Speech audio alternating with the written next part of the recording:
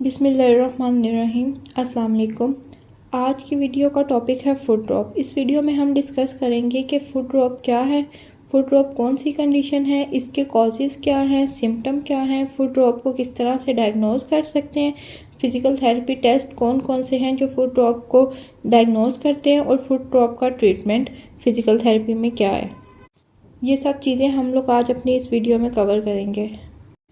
सबसे पहले मैं आपको बताऊंगी कि फुट ड्रॉप कोई भी डिजीज़ नहीं है, ये एक साइन है जो हमें बताता है कि हमारी बॉडी में कहीं ना कहीं कोई भी न्यूरोलॉजिकल, मस्कुलर या एनाटॉमिकल प्रॉब्लम है जो as a foot drop as a physical sign है उसका। फुट ड्रॉप जो है टेम्परेरी भी हो सकता है और परमानेंट भी हो सकता है। अगर फुट ड्रॉप थोड़े टाइम के लिए उसको हम लोग एक्सरसाइजेस वगैरह से ठीक कर सकते हैं, लेकिन अगर ये लॉन्ग टर्म फुट ड्रॉप है, यानी फुट ड्रॉप को बहुत अरसा हो गया आपने उसके लिए कोई भी ट्रीटमेंट नहीं दिया, तो ये बहुत कम चांसेस हैं कि उसको आप एक्सरसाइज से ठीक कर सकते हैं। फिर उसके लिए आपको स्प्लिंट या ब्रेस यूज़ करना पड़ेगा। अगर जनरली मैं बताऊं तो फुट ड्रॉप एक ऐसी कंडीशन है जिसमें हम अपने पाँव का जो ऊपर वाला हिस्सा होता है इसको लिफ्ट नहीं कर सकते, हम अपने पाँव को उठा नहीं सकते। तो वॉक करते हुए जो हमारा पाँव होता है वो हमारा ड्रैग करता जाता है ग्राउंड के साथ, और ग्राउंड क्लियरेंस नहीं होती। हमारे फुट में जो दो तरह की मूवमेंट होती हैं, डोर्सीफ्लेक्शन और प्लांटर फ्लेक्शन, तो फुट ड्रॉप की वजह से हमारा जो फुट है वो डोर्सीफ्लेक्स नहीं हो सकता, डिफ़िकल्टी होती है अपने फुट को डोर्सीफ्लेक्स करने में। डोर्सीफ्लेक्स एक ऐसी मूवमेंट होती है जिसमें हम अपने पाँव को ऊपर की तरफ लेके आते हैं या बॉडी की तरफ टुवर्ड्स बॉडी, और प्लांटर फ्लेक्शन होती है जिसमें हम अपने जो फुट होता है उसको अवे फ्रॉम द बॉडी लेके जाते हैं या टुवर्ड्स द ग्राउंड लेके जाते हैं। तो फुट ड्रॉप में जो हमारे पाँव की पोजीशन होती है वो प्लांटर फ्लेक्स्ड होती है, और डिफ़िकल्टी होती है आपको डोर्सीफ्लेक्स करने में कि आपका फुट डोर्सीफ्लेक्स नहीं हो रहा होता। फुट ड्रॉप के पेशेंट गेट एबनॉर्मेलिटीज़ के साथ रिप्रेजेंट होते हैं। फुट ड्रॉप के पेशेंट का गेट या वॉकिंग डिस्टर्बेंस बहुत ज़्यादा होती है, या तो पेशेंट अपना फुट ज़मीन के साथ ड्रैग करके चल रहा होता है, या तो अगर पेशेंट अपना फुट क्लियर कर लेता है ग्राउंड से, तो फिर जब वो दोबारा स्टैंड फेस में जाते हैं तो उनका फुट फ्लोर के साथ स्लैप करता है, तो वो स्टेपेज गेट के साथ रिप्रेजेंट कर सकते हैं। या तो पेशेंट फिर सर्कमडक्टरी गेट अडॉप्ट कर लेते हैं वॉकिंग के लिए। बहुत कम ऐसा होता है कि फुट ड्रॉप के जो पेशेंट्स होते हैं वो पेन के साथ रिप्रेजेंट हो, ज़्यादातर उनके यही फिजिकल सिम्टम्स होते हैं, वॉकिंग डिफ़िकल्टी, वॉकिंग डिस्टर्बेंस होती है, या तो फिर उनका जो फुट या टोज होते हैं वो नम्ब होते हैं और उनको वहाँ पर टिंगलिंग सेंसेशंस होती हैं या नमनेस बहुत ज़्यादा होती है, पैरेस्थीसिया हो सकता है। पैरेस्थीसिया नमनेस में जो पाँव होता है वो सुन्न हो जाता है, या पेशेंट ये रिपोर्ट करते हैं कि उनको टिंगलिंग यानी सुइयाँ चुभ रही हैं पाँव में या टोज़ में, उनको कुछ भी महसूस नहीं हो रहा। तो इस तरह के जो भी सिम्टम्स होते हैं ये कॉमन होते हैं फुट ड्रॉप के पेशेंट के। फुट ड्रॉप का जो मेजर कॉज है उसका ये सबसे बड़ा कॉज ये है कि जो भी हमारे मसल्स होते हैं, टिबियालिस एंटीरियर या एंटीरियर लोअर लेग के मसल्स होते हैं, ये वीक हो जाते हैं या पैरालिसिस में चले जाते हैं, जिसकी वजह से हमारा जो फुट होता है वो लिफ्ट नहीं कर सकता, क्योंकि जब ये मसल ही पैरालिसिस में होंगे तो मसल कॉन्ट्रैक्ट नहीं करेंगे और फुट लिफ्टिंग नहीं होगी। मेजर जो मसल इन्वॉल्व होता है फुट की लिफ्टिंग के लिए, टिबियालिस एंटीरियर मसल्स, उसके पैरालिसिस की वजह से फुट ड्रॉप हो सकता है। टिबियालिस एंटीरियर मसल जो है ये lower compartment of the leg के 4 मेजर मसल्स में से एक मसल है। ये जो मसल है ये अटैचमेंट इसकी इस तरह से होती है कि टिबिया का जो लेटरल बॉर्डर होता है वहाँ से ये ओरिजिन होता है इसका, और ये इंसर्ट जाके होता है medial border of the foot पे।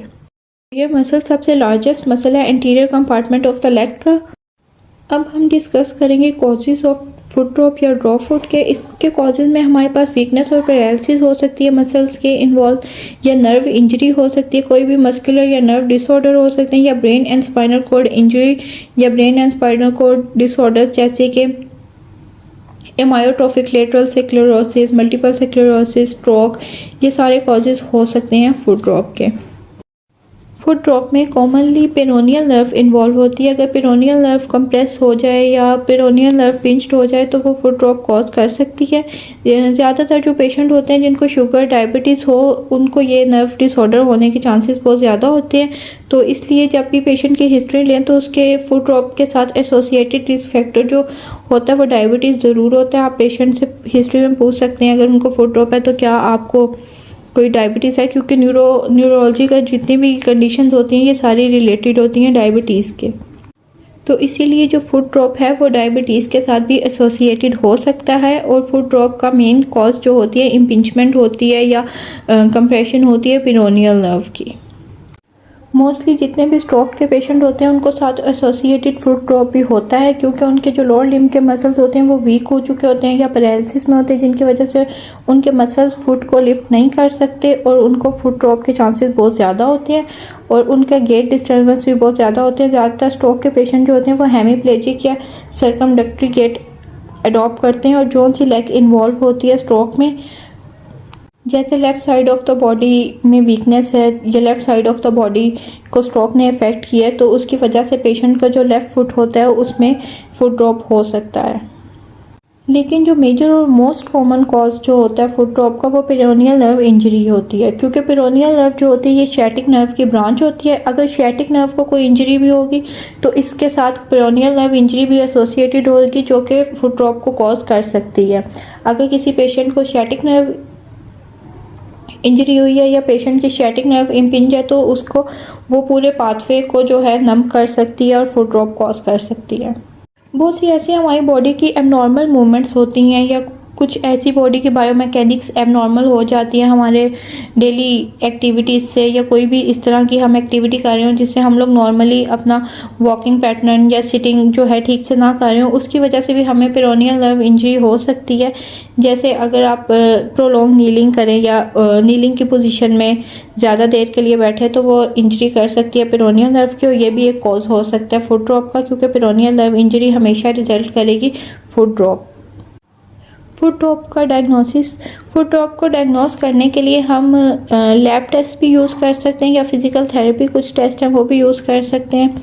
अगर लैब टेस्ट की बात की जाए तो लैब टेस्ट में हम एक्सरे करवा सकते हैं, अल्ट्रासाउंड करवा सकते हैं, सीटी स्कैन करवा सकते हैं, एमआरआई करवा सकते हैं या नर्व कंडक्शन स्टडीज़ टेस्ट, ये सारे करवा सकते हैं। क्योंकि जो नर्व कंडक्शन स्टडी टेस्ट या इलेक्ट्रोमायोग्राफी होती है ये मेजर करती है इलेक्ट्रिकल एक्टिविटी मसल्स और नर्व्स में, जो कि अनकंफर्टेबल हो सकता है, लेकिन ये हमें एग्जैक्ट पॉइंट बता सकता है कि कौन सा पाथवे नर्व का है जो डैमेज हुआ है और कहाँ से नर्व को डैमेज होना शुरू हुआ है।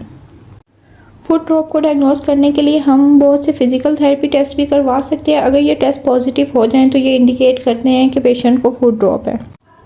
सबसे पहले हम जो टेस्ट करवा सकते हैं उसको ड्रैग और स्लैप टेस्ट, ये दोनों कह सकते हैं। ड्रैग और स्लैप टेस्ट में हम क्या करते हैं, पेशेंट को 10 to 15 फीट्स वॉक करने के लिए कहते हैं और हम लोग ऑब्जर्व करते हैं पेशेंट की वॉक को, या वो फुट ड्रैग करके चल रहा होता है या कोई उसका एल्टर्ड गेट होता है जो कि ये साइन होता है कि पेशेंट को फुट ड्रॉप है।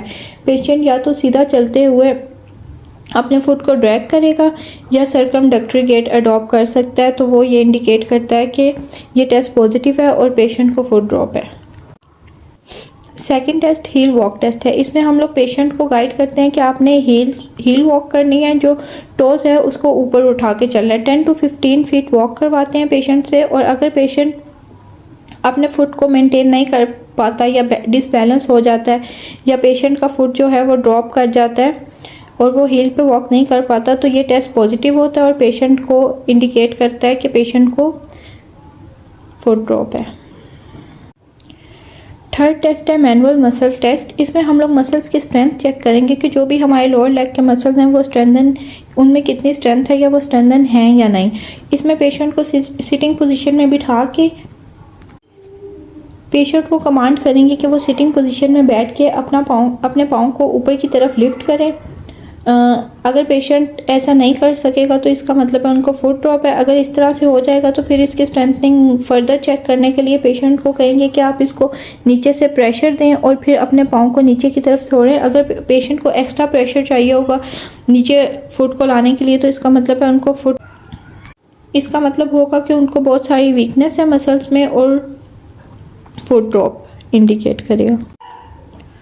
Fourth test step up and step down test. इसमें हम लोग पेशेंट को स्टेयर्स पे खड़ा करके 1 to 2 स्टेप्स ऊपर नीचे करवाएंगे। अगर patient normally up and down movement कर लेगा, स्टेप अप और स्टेप डाउन कर लेगा, तो उसको